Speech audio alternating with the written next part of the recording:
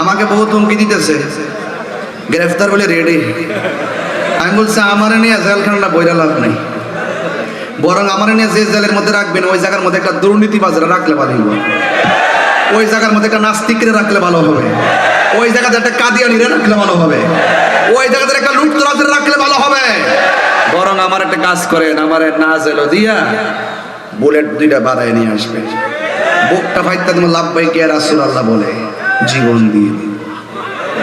কার জন্য? নবীর জন্য। কার জন্য? শুনেন, অধপতন ডাইখ্যা নেন না।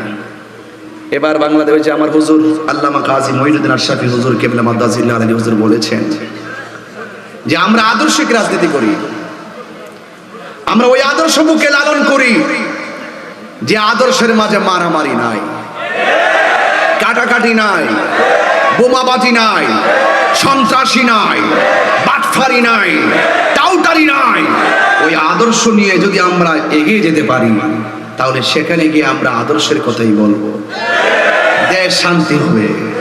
একমাত্র এই বাংলাদেশ নিরাপদ আহলুস সুন্নাত ওয়াল জামাতের কাছে,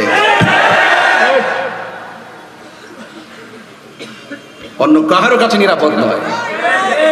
নীল নদের পানি যেমন নীল না, অন্যান্যদের মুখের সুন্দর ইসলামের কথাও ইসলাম না। এরা কারবালার মুনাফিক মুসলমান, কথা বলেন ঠিক কিনা?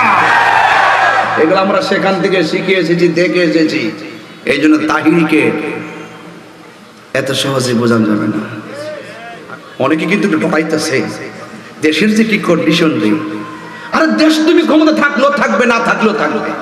কেউ যদি ক্ষমতা নাও আসে বাংলাদেশ কি লইয়া যাবে কেউ? কিন্তু আমার ইসলাম, আমার কোরআন, আমার সুন্নাহ, আমার আদর্শ, লাকাদ কানা লাকুম ফি রাসূলিল্লাহি উসওয়াতুন হাসানাহ, রাসূলের আদর্শ অনুসরণ করা সর্ব অবস্থায় উম্মতের জন্য ফরজ। তো আমি আপনাদের সামনে ঈমানি কিছু কথা বলবো, কারণ বর্তমানে ঈমান চুর দেশটা ভরে গেছে। সাধু বেশে এমন কিছু নমুনা শুরু করেছে তারা, মনে হয় তাদের মতন ওলি আল্লাহ দুনিয়াতে কেউ নেই। এরা এমন ভাবে মানুষকে ধোঁকা দিতে দিতে দিতে দিতে দিতে দিতে এমন এক পর্যায়ে চলে গেছে, শেষ পর্যন্ত হিন্দুর মন্দিরে গিয়ে মন্দির পিছনে রেখে তারা ইসলামী সঙ্গীত গায়। সারা জীবন আমাদেরকে মাজার পূজারি বলছে, এখন তারা মন্দির পূজা শুরু করছে। আল্লাহর বিচারে এমনই হয়, কথা কন ঠিক না বেঠে?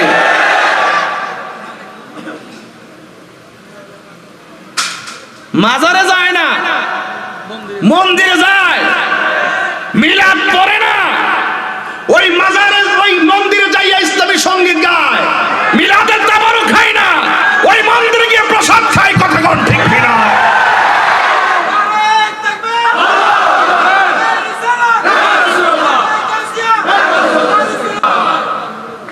ইন্না বাতশা রাব্বিকা লাশাদীদ, আল্লাহর ধরা অনেক শক্ত। ওয়া মাকারু ওয়া মাকারুল্লাহ ওয়াল্লাহু খায়রুল মাকিরিন।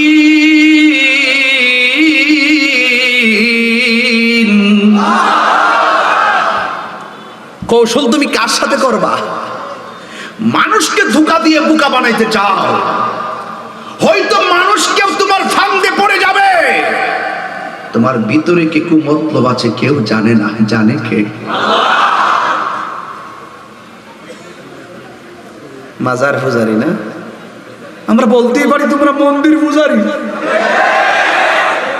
কি পূজারি? মন্দির পূজারি। তাড়াতাড়ি ক্ষমা চাও, জাতির কাছে মাফ চাও। কথা কোন ঠিক কিনা?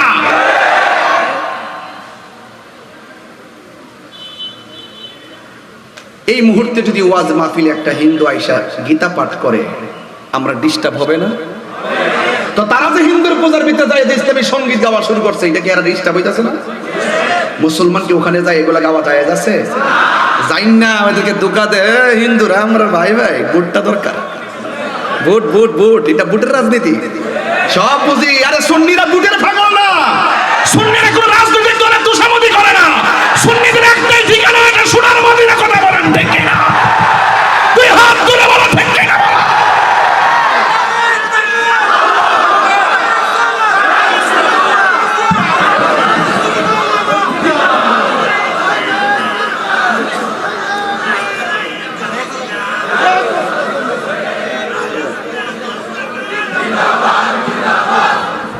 কথা বলেন ঠিক কিনা বলেন।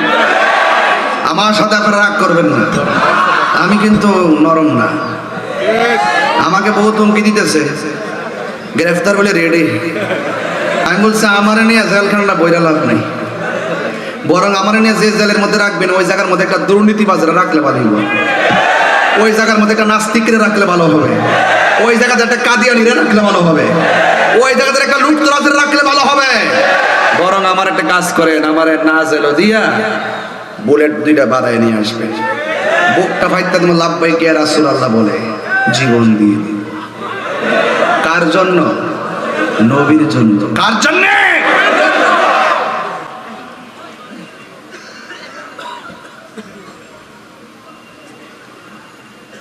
হিন্দু পূজা করবে মন্দিরে, বৌদ্ধ যাবে পেগোড়ায়, খ্রিস্টান যাবে গির্জায়, মুসলমান যাবে মসজিদে। কারণ এই দেশটা যখন স্বাধীন হয় তখন সর্বদলীয় ধর্মের মানুষের অংশগ্রহণ ছিল। আর রাসূল শিক্ষা দিয়েছেন কেউ কাহার অন্য ধর্মের উপরে জুলুম করা যাবে না, সে তার স্বাধীন মতো যেন তার পূজা তার উপাসনা করতে পারে, অন্য ধর্মের মানুষকে জোর জবরদস্তি করা যাবে না। এই জন্য হিন্দুরা শান্তিভাবে হিন্দুর পূজা করুক, আমরা আমাদের শান্তিপ্রিয় ভাবে ওয়াজ মাহফিল করব।